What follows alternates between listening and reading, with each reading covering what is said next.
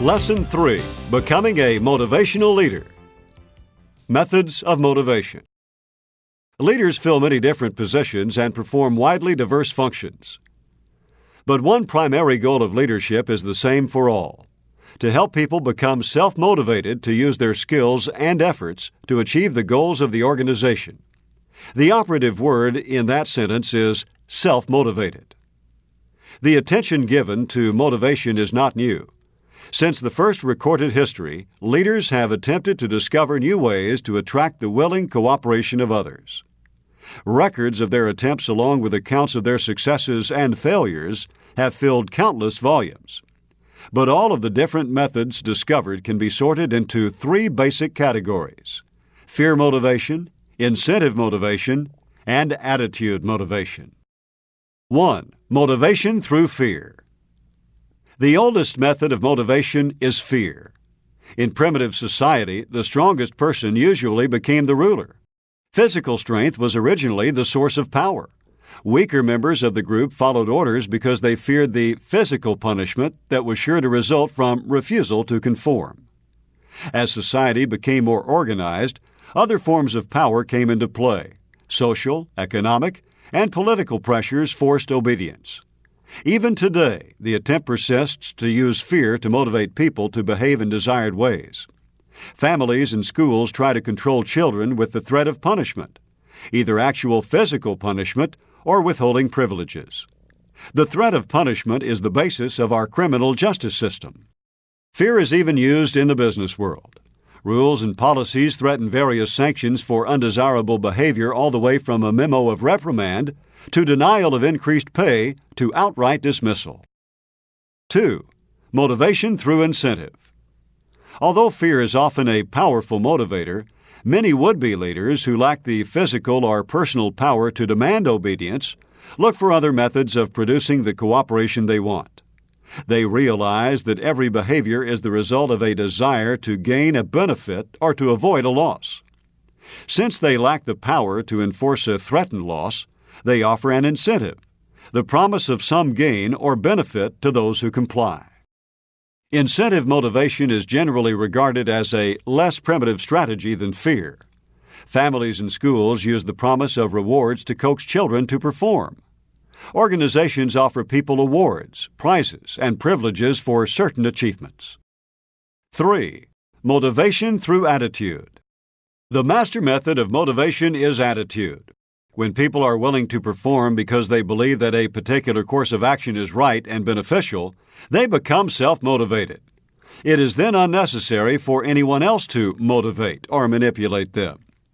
All three of these basic approaches to motivation have been used since the early beginnings of organized society. Both fear and incentive motivation have consistently proven to be temporary because they are external in nature. Both depend on a source outside the person. Fear ceases to exist if the power to inflict punishment is gone, but it also ceases to motivate action if people find out they can live with the punishment, or that the threat of punishment is not likely to be carried out.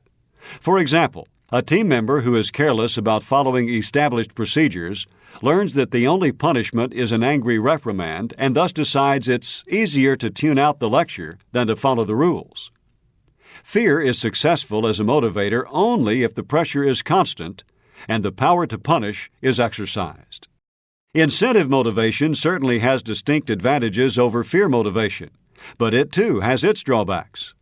Incentive motivation loses its power when the promised rewards are perceived either as unattainable or as unappealing. When employees consistently earn a promised reward over a period of time, that reward becomes expected. It no longer appears desirable enough to inspire extra effort. In fact, it is soon looked upon as a right instead of a special reward. Incentives must become progressively more impressive and costly to continue to motivate desired behavior. Both fear and incentive motivation fall short because they are externally controlled and only temporary. They don't last beyond the threat or the reward. These external or extrinsic forms of motivation produce compliant behavior. People comply with the minimum effort necessary to avoid the punishment or gain the reward. By far, the most effective type of motivation is attitude motivation. because it grows out of the individual's dreams and desires. It is a function of the need to belong, to achieve, and to use the innate talents with which the individual is endowed. A person's attitudes are the basis for self-motivation. Consequently, attitudes are the key to understanding this internal or lasting form of motivation. Admittedly, it takes longer to start the process of achievement in your organization through attitude motivation than you might produce through either fear or incentive motivation. But once team members have experienced the sense of fulfillment that comes through the use of attitude motivation, they become deeply committed to using more and more of their potential. Understanding human behavior. Socrates said, "Know yourself." The unexamined life is not worth living. Awareness and understanding of your own feelings, attitudes, and expectations are essential to understanding the behavior of other people and to helping them become self-motivated in the midst of a constantly changing world. Dramatic changes in technology, communications, geopolitics, globalization, and fierce international competition all characterize the last few decades in the business world. Even more remarkable changes can be expected in the coming years. Change affects every level of business activity. Managers feel pressured to keep up with technological advances. Team leaders are required to learn and teach new skills. And all workers face the challenge of constantly upgrading present skills to keep up with new technology and increasing competition. The productivity of every individual in the organization is a critical concern of leaders. Consequently, the need for leaders who understand human behavior intensifies from year to year. Understanding human behavior pays big dividends. Understanding people and their behavior implies that you care about them and have their best interests at heart. It gives you the basis for becoming a more effective leader and makes it easier to get people to accept your ideas and follow your leadership. Understanding human behavior stimulates you to grow personally and to use more of your own potential. As a result, you can lead associates to grow and develop more of their potential. Examining personal experiences and attitudes as a basis for gaining self-understanding is one of the most interesting challenges you can encounter. You view life through your own uniquely tinted pair of lenses. Your attitudes and feelings affect your behavior and motivation. Failure to recognize and understand your own feelings and attitudes prevents you from understanding the behavior of others and hampers your ability to lead them. Understanding yourself and others gives you the ability to transform motivation into action. You can accomplish your own personal and professional goals and also help the people you lead accomplish theirs, as well as ensure that the goals of the organization are achieved. As illogical as human behavior sometimes appears, it all has purpose and meaning. People generally have reasons for acting as they do because behavior is caused. If you know the causes, you can build bridges of understanding between yourself and those you lead, and you can more effectively help them to become self-motivated. The process of motivation. Leaders sometimes tend to think of motivation as a neatly packaged bundle of techniques or procedures they can use to force people to try harder and produce more. The ability to develop self-motivated people consists of much more than a formula or a system. Truly lasting and effective self-motivation is an entire way of life. It is an exciting philosophy for living. The art of motivating individuals to take action is an ancient one. Every successful leader throughout the history of government, education, the military, religion, and business has excelled at the process of getting other people to take purposeful action. The success of all these leaders hinged on one secret: discovering a basic human need, a drive, desire, or emotion strong enough to produce action, and then selecting the proper triggering device to activate it and to focus its power toward a desired outcome. As a leader today, you are dealing with people who are well-educated and enlightened, but they are not likely to be motivated to use their full potential, apply their knowledge, or exert extraordinary effort to be productive. Society has, unfortunately, conditioned people to get by with the least possible effort, to expect someone to give them what they need, or to tell them what to do and when. To be successful in developing motivated people, You must understand the desires, drives, and emotions that are currently operating in their lives. But before you can understand other people, you must first understand yourself. When you analyze yourself, you may not like everything you discover, but facing up to who you are is part of the price of success. You cannot grow personally until you know where you stand now. You cannot encourage and motivate others over a long period of time if your own personal conflicts and unsatisfied needs go unheeded. It is a basic characteristic of the human personality that your attitudes toward others are a direct reflection of your attitudes toward yourself. If you can tolerate yourself, you generally can tolerate others. If you can forgive yourself, you are able to forgive others.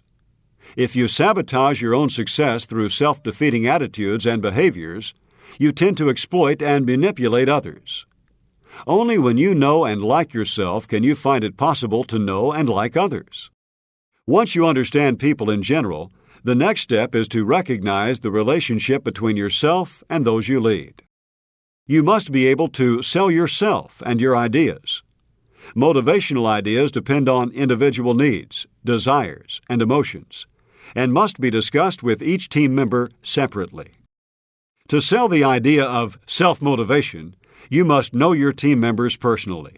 By observation and discreet probing, you can discover each one's particular aims, dreams, and desires. But that's only the first step. The second step to inspiring motivation is to present the benefits of achievement in terms of how that success can satisfy those individual wants and needs. Few people are aware of their own deepest needs and desires. Even fewer are able to verbalize those needs. To add to the confusion, they sometimes experience desires that conflict with their basic needs as they strive for fulfillment and self-expression. The resulting tug-of-war below the level of consciousness exerts a profound and often devastating effect on the self-image and the attitudes that control behavior. As a result of conflicting needs and demands, most people need continued reassurance from others of their individual worth. Few possess the inner strength to reassure themselves on a sustained basis. This important fact enables you, the leader, to perform a vital function for your people. Be alert to the signals that reveal their basic needs and desires. Motivation is personal and internal. The process of motivation involves both the effect, the observable behavior, and the cause, the reason behind the behavior. Although needs, desires, and drives are fairly universal, people choose to follow widely different paths to satisfy needs or to reach goals. Two people may adopt identical behaviors to reach opposite goals, or they may behave in diametrically opposed ways to achieve the same goal. The available patterns of behavior are infinite. Observe the behavior patterns of others, remembering that their actions are only a means to an end. You can interpret behavior correctly only if you know something about the goals your team members are attempting to reach. Behavior arises from needs that must be satisfied. When needs become conscious wants, they produce actions. When you can identify their personal needs, you can help people translate needs into personal goals. It is then possible to help them blend their goals with those of the organization.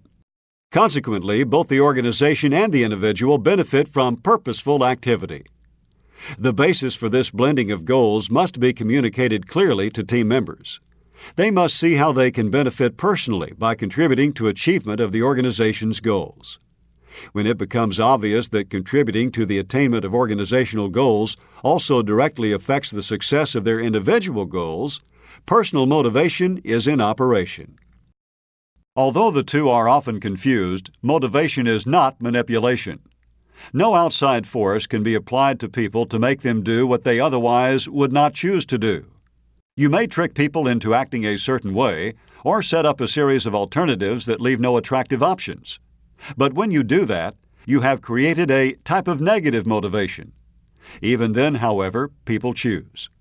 They weigh the consequences of conformity and of rebellion, and then decide what to do in terms of their own needs and values. The benefits of manipulation are short-lived. People feel uncomfortable and problems multiply. You can lead and inspire self-motivation in people indefinitely, but you cannot manipulate them for very long. Since motivation depends upon internal choices, you can ignite motivation in people only by understanding them and helping them to open up and seek the growth that will make them more effective and more successful. Each person is an integrated whole. There is no such thing as an isolated inner person and separate outer person. Each person is a whole being, determined by a complex blending of inner forces that meet and interact with external influences. Your responsibility is to learn what you can about the internal forces of people, the forces that are beyond your control, and then blend them harmoniously with the external situations that you can affect. Your success in leading people is determined by the extent to which you influence people to choose behavior favorable to the organization. Behavior that is, at the same time, consistent with their internal needs. Basic human drives and desires. Successful people require a dependable source from which to draw acceptance, approval, and reassurance. Motivation is often neither logical nor factual. People are often moved or inspired by hidden motives that seem quite illogical to a casual observer. Even when questioned, they may not be able to explain their behavior or desires, although their actions seem right to them. As a leader, you may not always be able to interpret accurately the particular behaviors of others, but you can understand the overall principles that govern behavior. Although different terms are used to describe the needs that motivate behavior, the universal motivators of human behavior include these. 1. Physical or biological needs. 2. Security or safety needs. 3. Social or emotional needs. 4. Esteem or ego needs. 5. Self-actualization or self-fulfillment needs. Actually, these needs cannot be isolated. We are most often motivated by a complex web or combination of needs. You can, however, understand people better if you understand these basic needs and the hierarchy upon which they commonly operate. Physical needs. The most basic needs are physical or biological in nature and include our human requirements for food, water, air to breathe, shelter from heat or cold, and the need for sexual satisfaction. These are the most primitive and basic needs. In extreme circumstances, people will kill for water or even resort to cannibalism to avoid starvation. Though the physical needs are in a sense the strongest, they are also the most easily satisfied. But they must be satisfied for life to be sustained. Only in unusual circumstances can other needs occupy the mind and dominate actions when basic physical needs are unsatisfied. The most important role of physical needs that concerns you is the contribution they make to behavior patterns. Hunger, for example, motivates much of our behavior. People pattern both their work and their social habits around mealtime, and they find it difficult to work if they have had too little sleep or too little to eat. When physical needs are acute, they normally must be satisfied before any of the other basic needs can become operative. As a general rule, the need for recognition or social status seems relatively unimportant when people are undernourished. When they have enough to eat, hunger ceases to be so important as a motivator. Other physical needs, such as the need for rest, exercise, shelter, and protection, or correction of a health problem, operate in the same manner. Security needs. Only when faced with an emergency situation or an imminent threat of bodily harm do people encounter the basic fear for physical security. The need for security is more often expressed in more subtle and disguised forms. The need for safety and security is evidenced in a desire for job tenure, or, in the case of a salesperson, the protection of one's sales territory. Security needs also are evident in the desire to secure life and health insurance for oneself and one's family. But the only real security lies within the heart and soul of the individual. Real security is internal. It is a function of ideas, attitudes, and values. In reality, there is no lifetime guarantee that security can be found in a job, a salary, a particular position, or in the length of service, although these symbols may contribute to a feeling of security. Of course, people are ultimately responsible for their own sense of security, and there is only one way to develop it. Individuals must increase and fortify their personal strengths, personal abilities, and personal talents. They must develop wholesome attitudes toward themselves and others.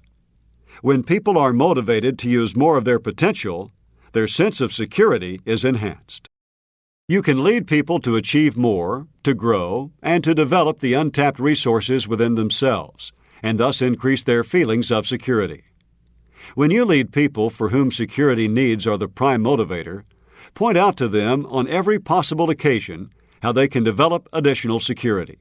Suggest the effectiveness of improving their skills, developing better time organization, improving their work habits, and acquiring greater understanding of human relations. Show them how increased interest in and knowledge of the industry, even beyond the scope of their present duties, prepares them to use even more of their potential and to grow into more responsible positions that hold the power to provide added security. Social needs. One of the greatest motivators of human behavior is the quest for social acceptance and recognition. Acceptance involves the needs for belonging, for acceptance of oneself, as well as the giving and receiving of friendship and love. The need for social acceptance often produces the desire to acquire better homes, bigger cars, nicer clothes, and more money with which to enjoy them. The need for social acceptance promotes the desire to belong, to function as an integral and important part of the group, to feel wanted and needed, and to experience the respect of other members of the team. The need for social acceptance is usually an outward manifestation of the deeper need for self-acceptance. It is a way people test their value systems.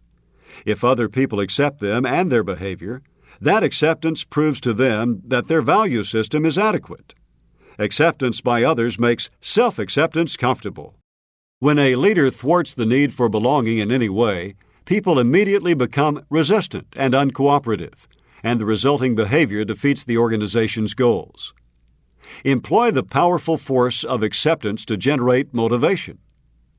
Through individual conferences and inspirational coaching meetings, build a relationship that team members are proud and eager to be part of, a relationship that helps to satisfy their social needs.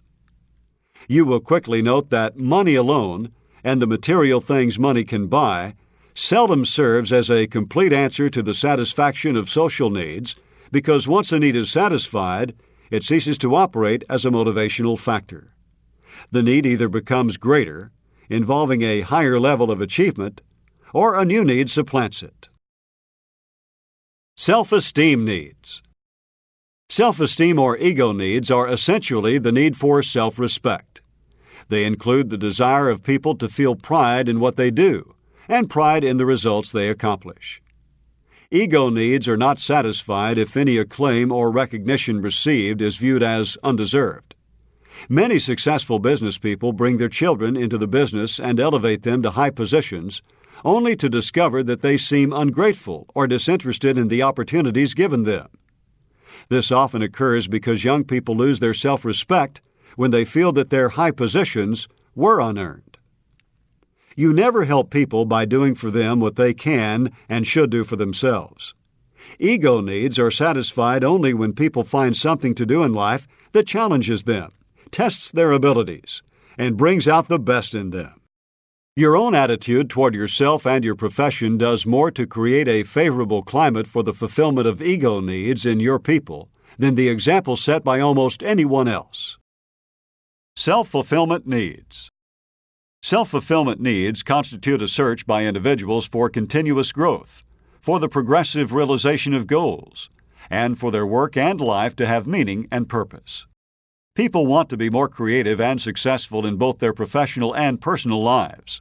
But the need for self-fulfillment comes into the forefront of attention only after all other needs are moderately satisfied.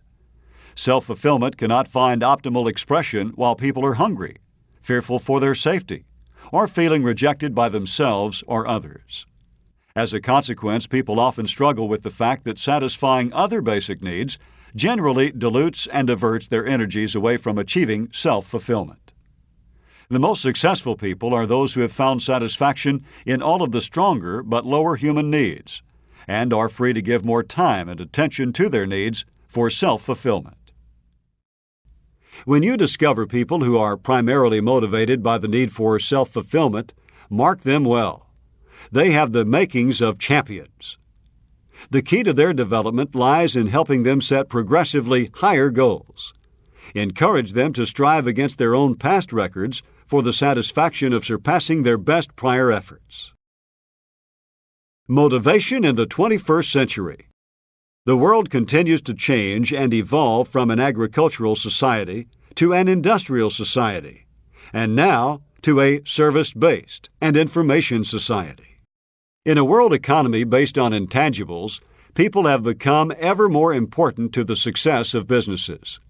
Traditional competitive advantages, such as access to raw materials, geographic location, cost efficiencies, and technological advances, now seem to only last for weeks rather than years.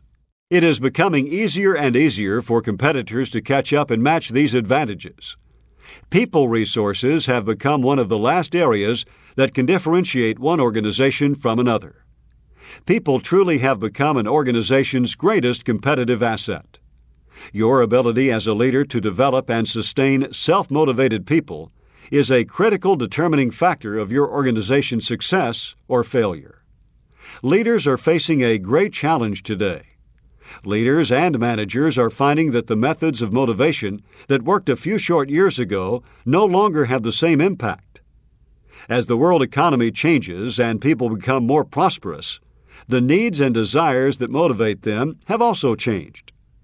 Remember, when a need is met and becomes satisfied, it ceases to act as a motivator of behavior. For example, when people have plenty to eat, the desire for food is no longer a strong motivator for them.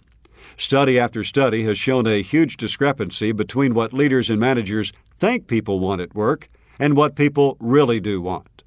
Leaders must set aside their assumptions about team members and instead truly get to know them and their desires. In the 21st century, fewer and fewer people are motivated only by their physical and security needs.